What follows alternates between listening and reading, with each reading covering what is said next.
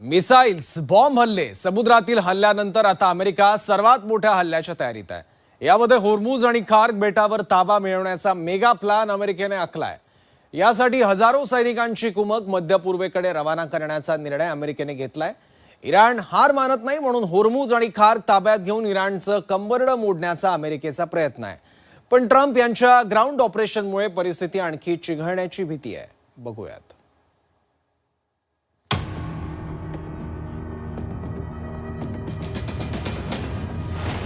Hormuz Kharg ताब्यात घेण्यासाठी अमेरिकेचा मेगा प्लॅन।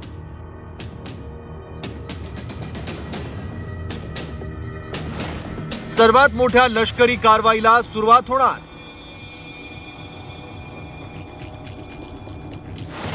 जमिनीवर लढाईचं अमेरिका रणशिंग फुंकणार। इराण युद्ध निर्णायक वळणावर नेण्यासाठी आता ट्रम्प जेरीस पेटले आहेत।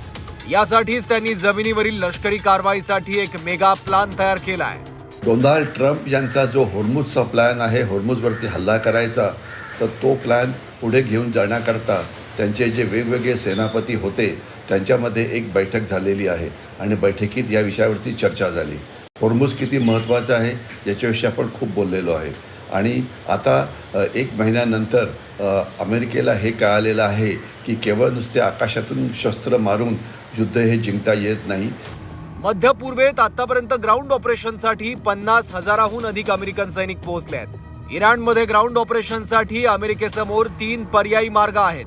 पहिला मार्ग पूर्व सीमेवर अफगाणिस्तान पाकिस्तानच्या दिशेनं जरन सीमेवरून इराणमध्ये प्रवेश। दुसरा मार्ग इराणच्या पश्चिमेकडून इराकच्या बसरा बगदाद मार्गे किंवा इराणच्या खुजेस्तानमधून इराणमध्ये प्रवेश करायचा। तिसरा मार्ग दक्षिणेकडून पर्शियन खाडीतून अमेरिकन कमांडो थेट किनाऱ्यावर उतरवून स्ट्रेट ऑफ हॉर्मुझवर हल्ला करायचा। जमिनीवरच्या सर्वात मोठ्या कारवाईसाठी अमेरिकेसमोर या 3च मार्गांचे पर्याय आहेत आणि ट्रम्प यांच्या निशाण्यावर आहे ते म्हणजे खार्ग बेट आणि दुसरं म्हणजे होर्मुझची खाडी आणि दोन्ही ठिकाणं ताब्यात घेण्याचे मनसुबे ट्रम्प यांनी आधीच बोलून दाखवले आहेत।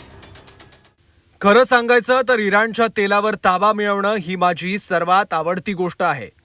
पण अमेरिकेत काही मूर्ख मला विचारतायत की तुम्ही असं का करत आहात। कदाचित असंही होईल की आम्ही खार्ग बेटावर कब्जा करू किंवा नाही करणार, पण आमच्याकडे अनेक पर्याय आहेत।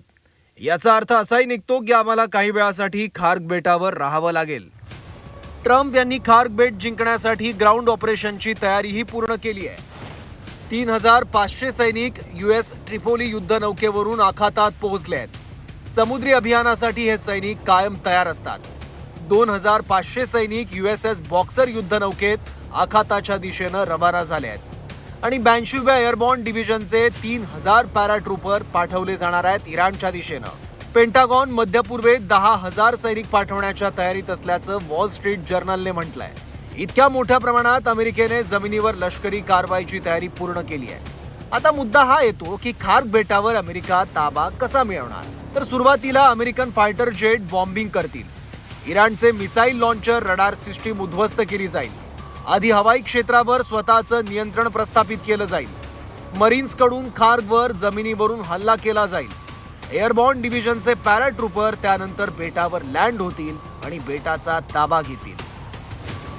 आता यानंतर दुसरा प्रश्न उपस्थित होतो की अमेरिका होर्मुझचा ताबा कसा घेणार। आसपासच्या भागात युद्धनौका तैनात केल्या जातील। अंडरग्राउंड टनेल, मिसाईल लॉन्चर उद्ध्वस्त केले जातील। खाडीतल्या काही बेटांवर आधी ताबा मिळवला जाईल। केशम, लडाख, अबू मुसा या बेटांचं कंट्रोल घेतलं जाईल। समुद्रातील माइन्स एका पाठोपाठ हटवल्या जातील। अमेरिकन जहाज, फायटर जेट एकदम धावा बोलतील आणि त्यानंतर होर्मुझच्या खाडीवर अमेरिकेचं वर्चस्व प्रस्थापित होईल।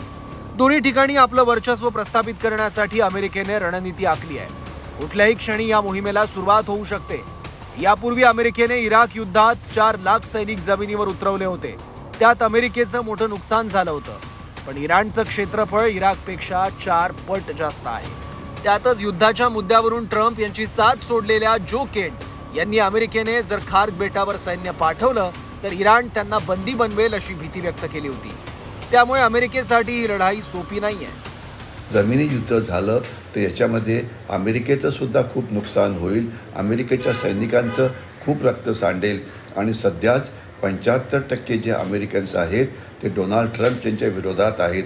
आणि जर मारल्या गेलेल्या अमेरिकन सैन्याच्या बॉडी बॅग्स जर अमेरिकेत जायला लागल्या तर अमेरिकन लोकांचा ट्रम्पवरती दबाव हा वाढेल. आता इराण सुद्धा अमेरिकेला तोंड देण्यासाठी सज्ज आहे. त्यामुळे उघडपणे अमेरिकेचा सामना करण्यापेक्षा छुप्या पद्धतीनं युद्ध सुरू ठेवून अमेरिकेला गुंतवून ठेवायचं आणि अधिकाधिक नुकसान करायचं ही इराणची रणनीती आहे. त्यामुळे युद्ध आणखी लांबणार हे मात्र निश्चित. ब्युरो रिपोर्ट, झी 24 तास.